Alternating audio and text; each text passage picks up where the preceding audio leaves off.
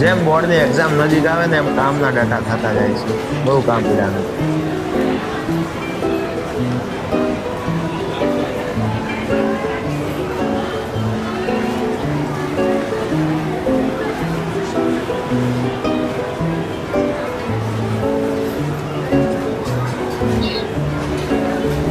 આ બોર્ડની એક્ઝામ આવી છે, વાલીઓને બોલાવવા પડશે કોલ કરી કરીને.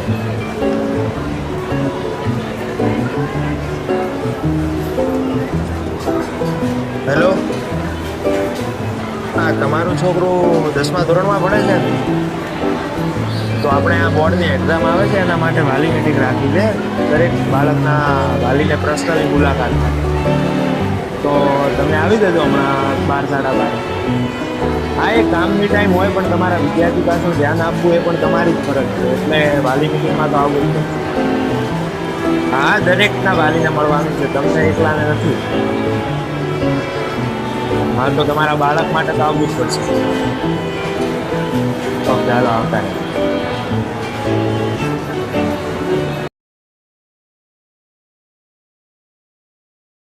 ઓ પ્રિન્સિપલ સાહેબ, અંદર આવો. અરે અરે, આવો આવો, અંદર આવતા.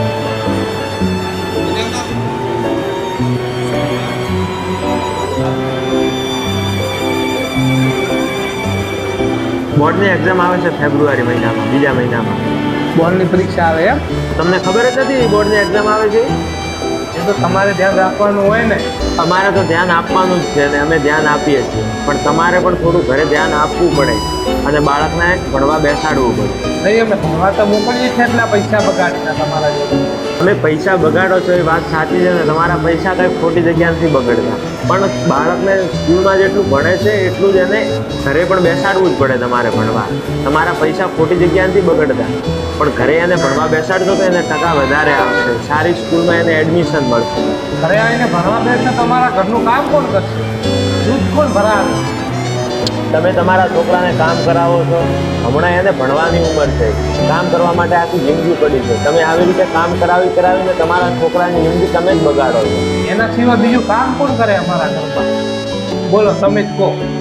હા, એ પછી મોટું થઈને કહેશે કે મારા મા બાપે મને ભણાવ્યું નહીં. નહીં નહીં, એવું તો બધું હાલ્યા કરે ભેગું, ચાલે બધું. તમે તમારા છોકરાને કામ કરાવો તો કામ કરવા માટે આખી જિંદગી પડી છે. હમણાં એને ભણવાની ઉંમર છે એટલે એને ભણાવો, પછી એને એ મોટું થઈને તમને જ ગાળો આપશે કે મારા મા બાપે મને ભણાવ્યો નહીં. હા, એ વાત તો તમારી સાચી છે. હા, એટલે તો હવે તમે છે ને તમારા છોકરાને ઘરે પણ ભણવા બેસાડજો, એને થોડું એને ઘરે પણ ભણવામાં ધ્યાન અપાવજો.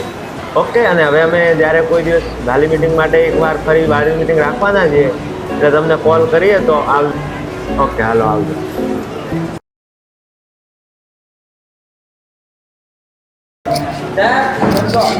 બસ મજામાં.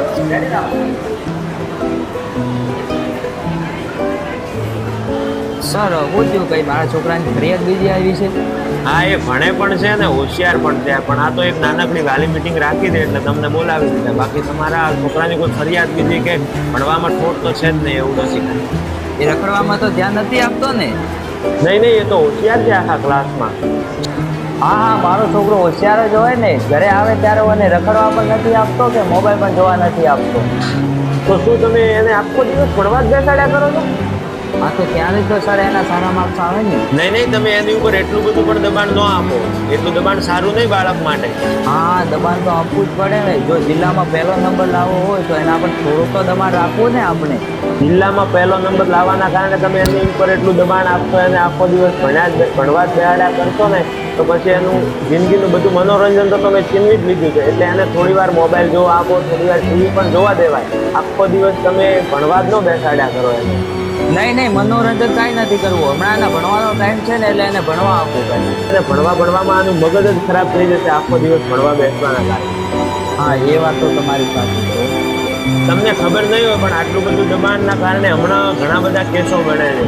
ઘણા બધા વિદ્યાર્થીઓ સ્કૂલના અને ભણવાના પ્રેશરના કારણે આત્મહત્યા કરીને મરી જાય છે. એટલે એની ઉપર એટલું બધું પ્રેશર ન આપો. હા, મેં પણ સાંભળ્યું છે એવા ઘણા બધા કિસ્સાઓ કે છોકરાઓ સુસાઇડ કરીને મરી જાય છે. અને આ વાત છે ને એ અમારી વાત ઉપર થોડું ધ્યાન આપજો. જો તમારું છોકરું પણ જો 12મા કે 10મા ધોરણમાં ભણતું હોય અને SSC કે HSC ની એક્ઝામ આવતી હોય તો તમે પણ એના ભણવા ઉપર ફોકસ કરો. અને જો ભણવા ઉપર ફોકસ કરતા હો તો એટલું બધું પણ ન ફોકસ કરતા કે તમારાથી કંટાળી જાય. અને અમે અમારા છેલ્લા શ્વાસ સુધી આવા વિડીયો બનાવતા રહીએ એના માટે કોમન મેન ચેનલને સબસ્ક્રાઇબ કરો. મળશું એક નવા વિડીયોની સાથે.